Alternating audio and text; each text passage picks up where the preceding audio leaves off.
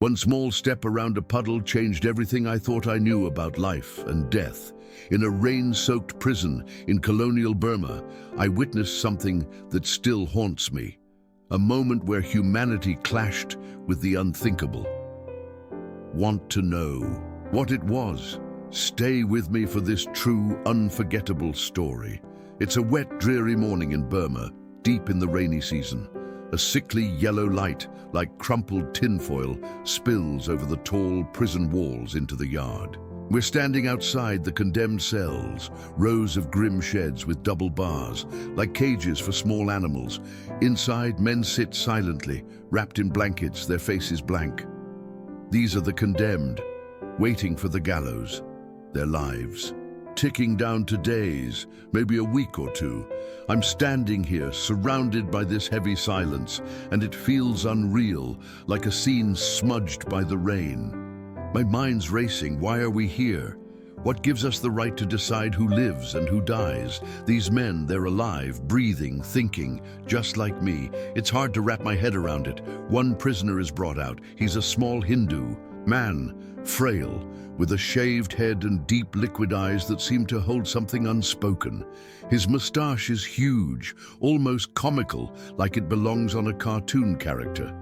6 tall Indian warders in uniforms surround him, 2 holding rifles with fixed bayonets, their faces hard. The warders' hands grip him carefully, almost tenderly, as if handling a fragile, living thing. But the prisoner? He's limp, unresisting, like he's already somewhere else. I can't stop watching him. How does someone stay so calm, so detached, when they're being led to their death? Is he numb? Is he clinging to something inside, some thought, some memory? My mind's spinning, trying to imagine what's going through his head. At 8 o'clock, a thin bugle call cuts through the damp air from the distant barracks. The superintendent, an army doctor with a grey mustache, prodding the gravel with his stick, snaps his head up, annoyed. "For God's sake, hurry up, Francis," he growls. "The man should be dead by now. Aren't you ready?" Francis, a hefty Dravidian in a white suit and gold spectacles, waves his hand eagerly. Yes, sir, he says, practically bubbling. "All is ready. The hangman's waiting. We shall proceed," the superintendent mutters. "Quick march, then. The prisoners can't get their breakfast till this is done." We start toward the gallows.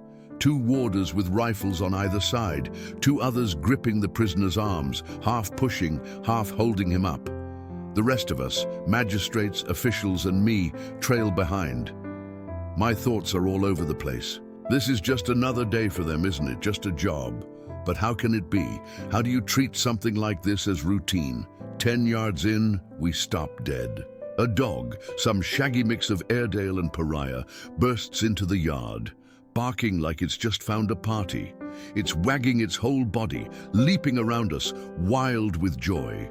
Before anyone can react, it bolts for the prisoner, jumping up to lick his face. "Who let that bloody brute in here?" The superintendent shouts, furious. A warder chases it, but the dog dances away, thinking it's a game. A young Eurasian jailer throws gravel, but it dodges and keeps yapping, its barks echoing off the walls. The prisoner just stands there, blank, like this is just another step in the process. It takes forever to catch the dog. We tie a handkerchief through its collar and move on, the dog whining behind us. That dog, it's stuck in my head. Where did it come from? Why was it so happy, so alive in the middle of all this? It was like a burst of light in this grim ritual. Did the prisoner notice it? Did it mean anything to him, or was he too far gone? It's 40 yards to the gallows. I watch the prisoner's bare brown back as he walks, his bound arms making him move awkwardly but steadily. His muscles shift with each step. A lock of hair bounces on his scalp. His feet leave prints in the wet gravel. Then he does something that stops me cold. He steps aside to avoid a puddle, even with the warders holding him. That small move hits me like a lightning bolt. He's alive, really alive. His body's working, his mind's alert, noticing something as simple as a puddle and choosing to avoid it. He's not just a condemned man, he's a person with a heart beating, lungs, Breathing, nails growing, his eyes see the gravel, the walls, his brain's thinking, reasoning even now. In 2 minutes, he'll be gone, one mind, one world erased. It feels so wrong, so unthinkable. How can we do this? The gallows stand in a small, overgrown yard, separate from the prison. It's a crude brick structure, like a half-built shed, with a rope dangling from a crossbar. The hangman, a grey-haired convict in a white uniform, waits there, bowing as we approach. The warders guide the prisoner up the ladder, and the hangman slips the rope around his neck. We're 5 yards away, watching. The warders circle the gallows. Then the prisoner starts chanting, "Ram! Ram! Ram!" A steady, rhythmic cry like a bell ringing. It's not desperate, not scared, just constant. The dog whines in response. The hangman pulls a cotton bag over the prisoner's face, but the chant keeps going, muffled but unbroken. "Ram! Ram! Ram!" My mind's racing again. What's he feeling? Is this a prayer, a way to hold onto himself as the end closes in? Each cry feels like another second of life. I look around, the superintendent staring at the ground, poking it with his stick, maybe counting. The warders' faces are grey, some bayonets shaking. We're all thinking it, just end it. Stop that sound. Minutes drag on. Finally, the superintendent looks up. "Chalo!" he shouts sharply.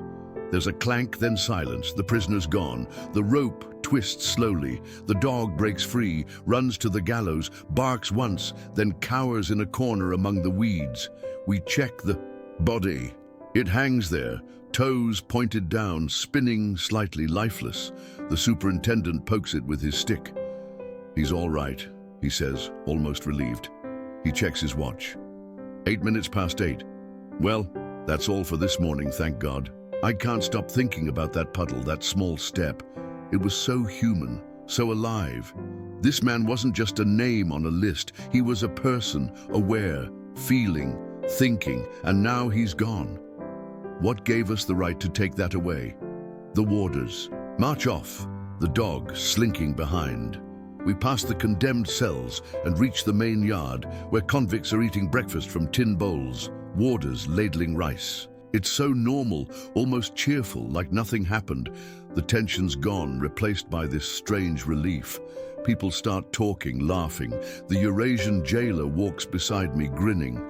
"Our friend," he says, nodding toward the gallows. "He pissed on his cell floor when his appeal was dismissed, scared stiff." He offers me a cigarette from a shiny silver case.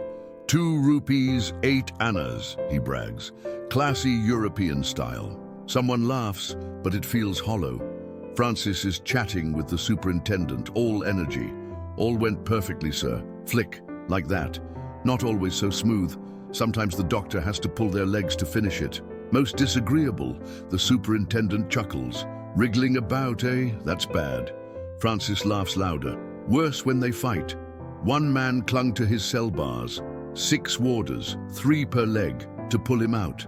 We told him, "Think of the trouble you're causing." But he wouldn't listen. I'm laughing too, louder than I mean to.